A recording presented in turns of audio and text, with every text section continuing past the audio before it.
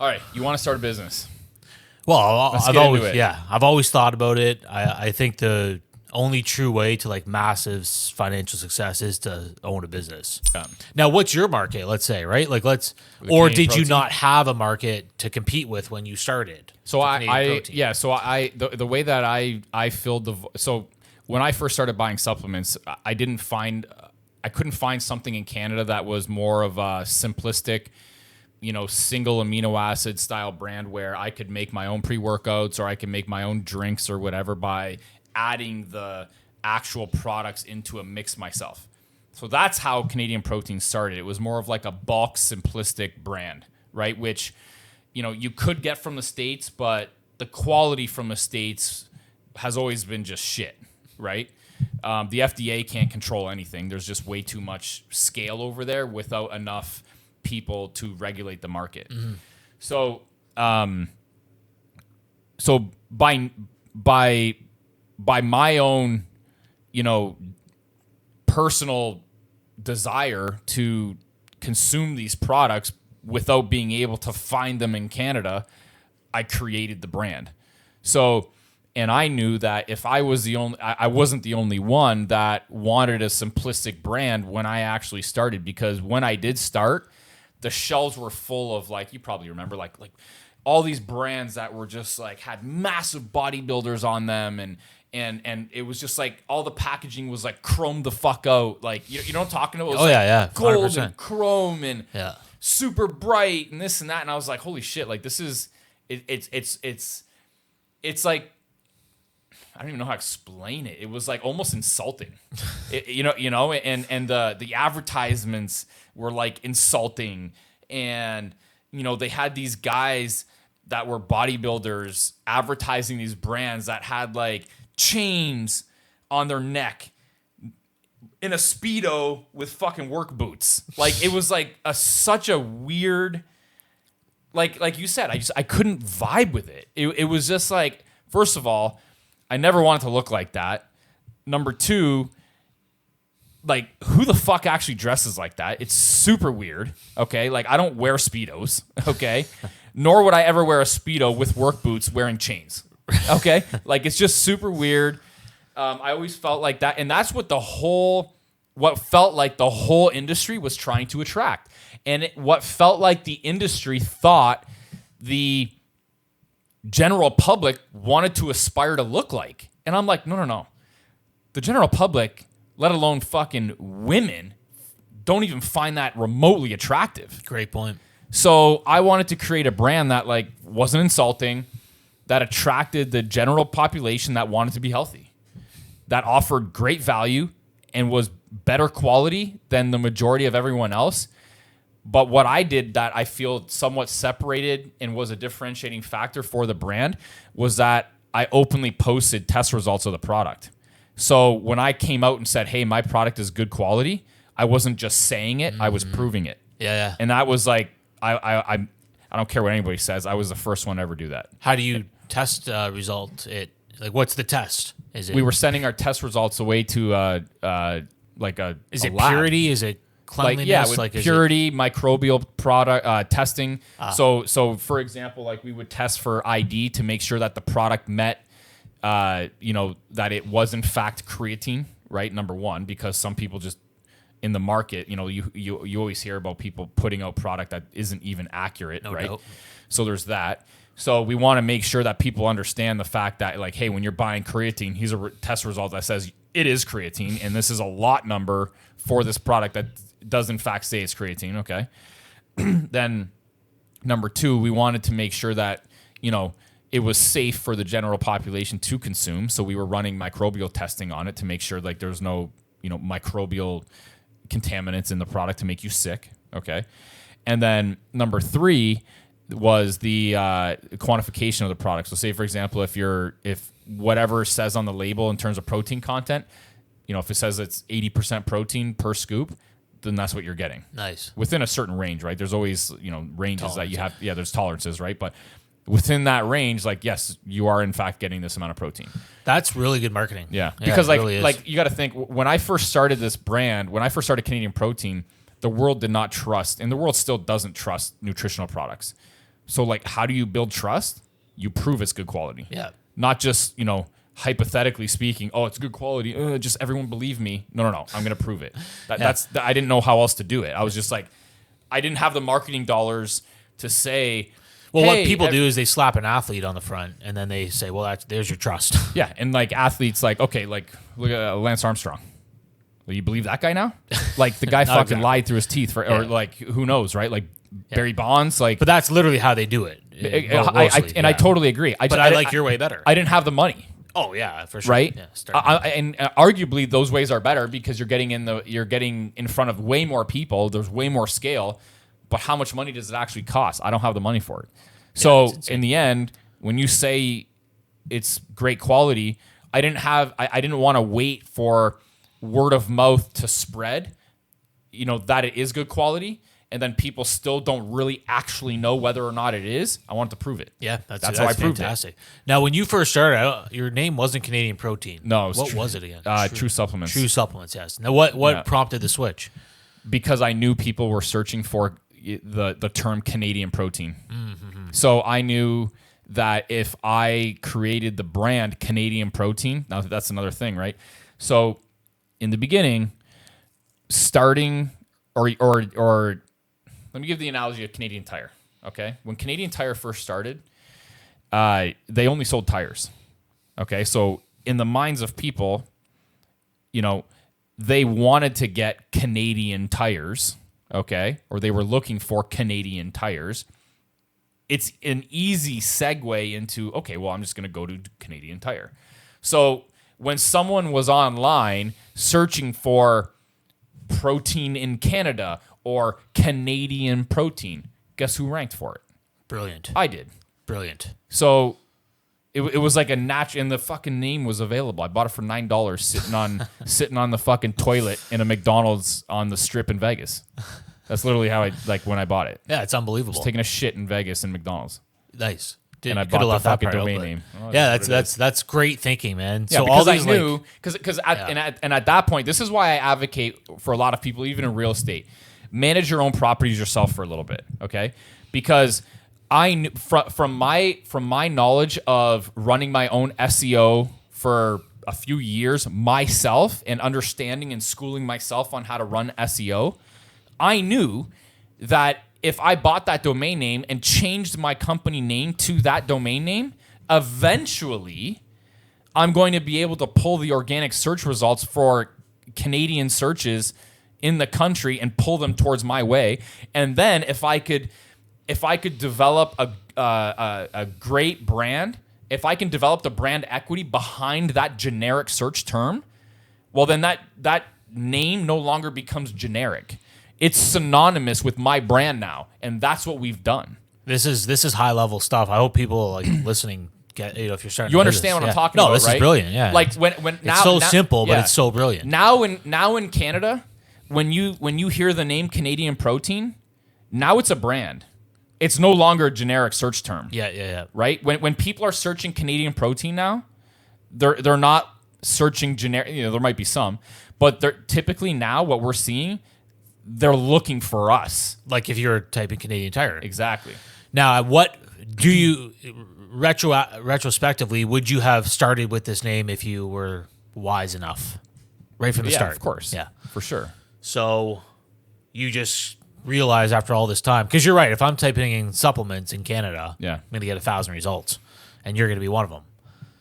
Yeah. Canadian 100%. Protein. Yeah, I'm ranking for it. Yeah. Why not Canadian supplements? Do you find that protein was the most often searched? Yeah. Yeah, that's. Yeah. I also own Canadian Nutrition.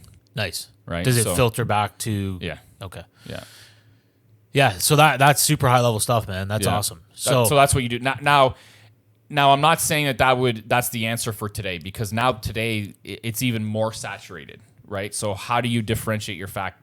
That's just one piece. That's one piece of the puzzle that I realized when I was, in that position back then.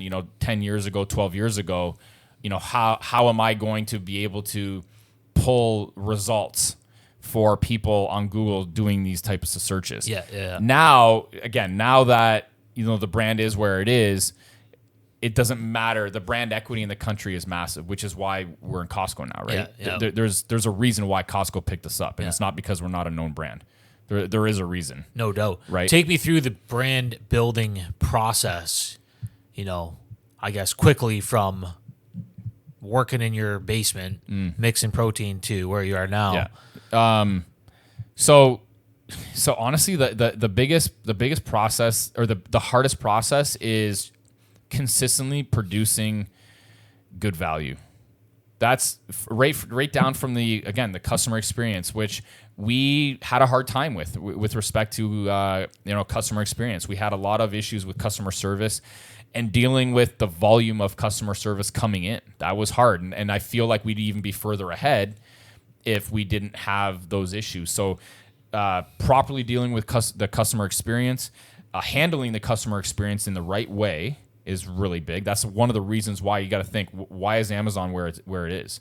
They're so good. Because you know that if you buy something from Amazon, they're going to take care of you. Well, that wasn't our model from the beginning, right? Mm-hmm. It was always kind of like, almost kind of like, you don't like it, too bad.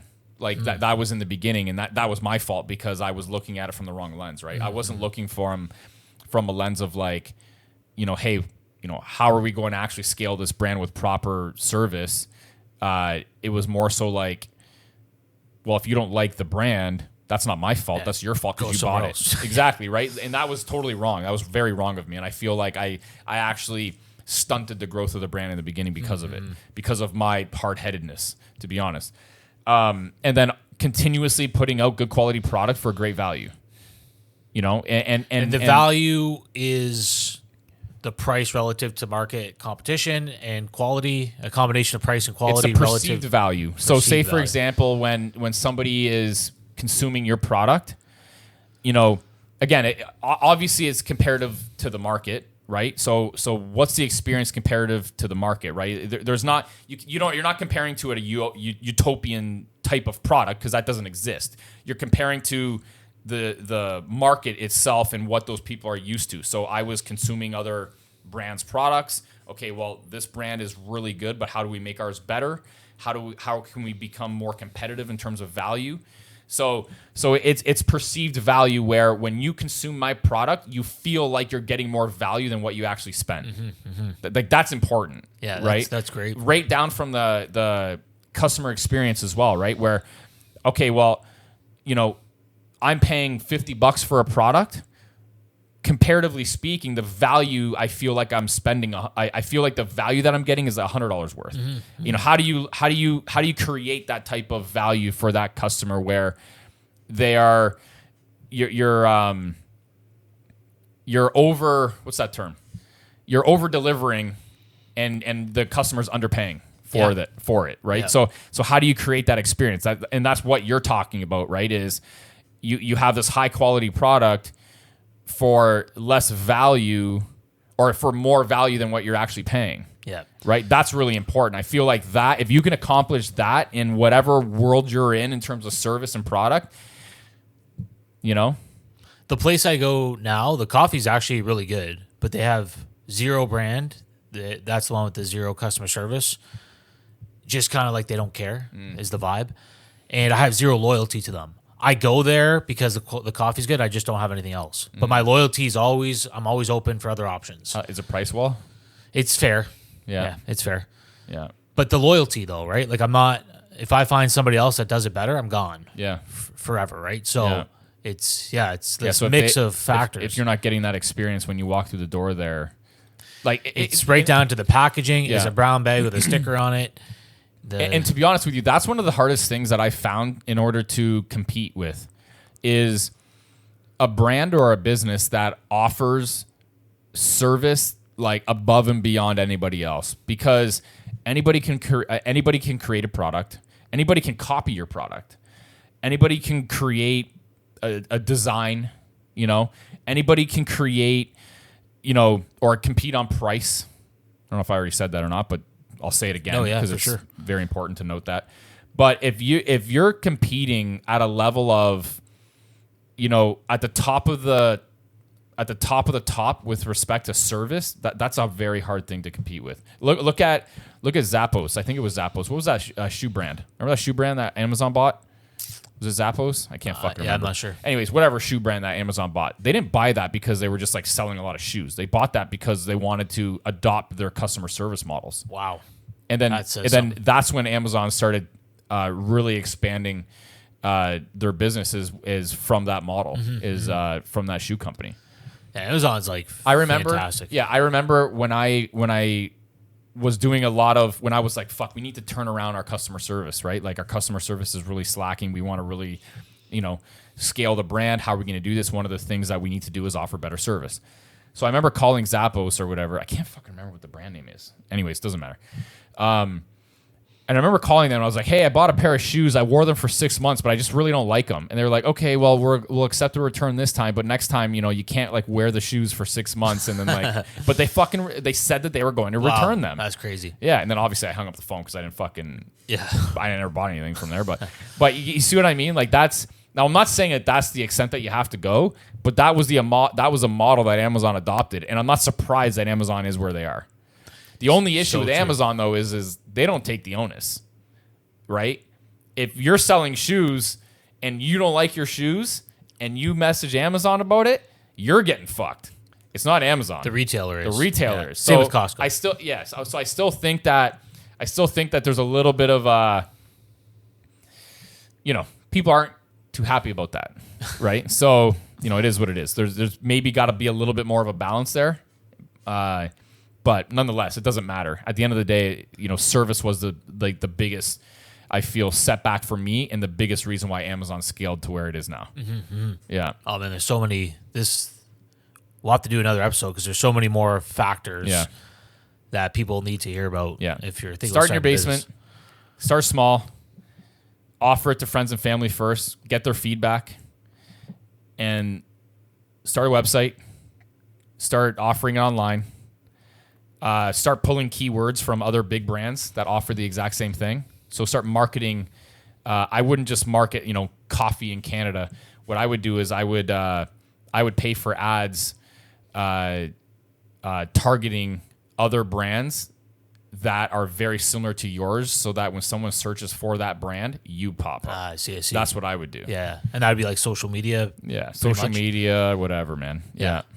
That's good stuff. So that's how I would start building the traction online. Okay, we got to do a series here, maybe like two or three more episodes of just kind of like the next step by step, breaking down other factors. For sure. I know there's so many people out there that are like me, right? I've like I said, for 20 years I've thought about starting a business, but it seems the end, like to look at you where you're at in selling in Costco, that's such a big goal that it's. When something's that big and it's scary, like you just don't even. Well, I'm not starting in my basement then, right? Yeah. But hearing how your process was, and here's the step-by-step process, it kind of breaks it down in more digestible goals instead of trying to eat the whole elephant at once. Yeah. Just, okay, here's a little bite you can take, then this bite, then this bite. Yeah. So really, really invaluable stuff. Yeah, and you're starting from a way better position. Like, obviously I was younger, but you're starting from a better position than I was. I didn't have any money. That's why I was fucking mixing the shit by hand, right? Like, that's why, because I didn't have any money. No doubt. Right? Yeah. So you're starting from at least a different perspective. Yeah. And a better vantage point. For sure. And the internet's bigger now. Which arguably is... At the same time, there's more competition. There's more competition, yeah. But there's a lot of people that don't do it right. Definitely. So if you could do it right, develop the brand equity, then you have something. Yeah, this is awesome. I'm looking forward to the next one. Yeah.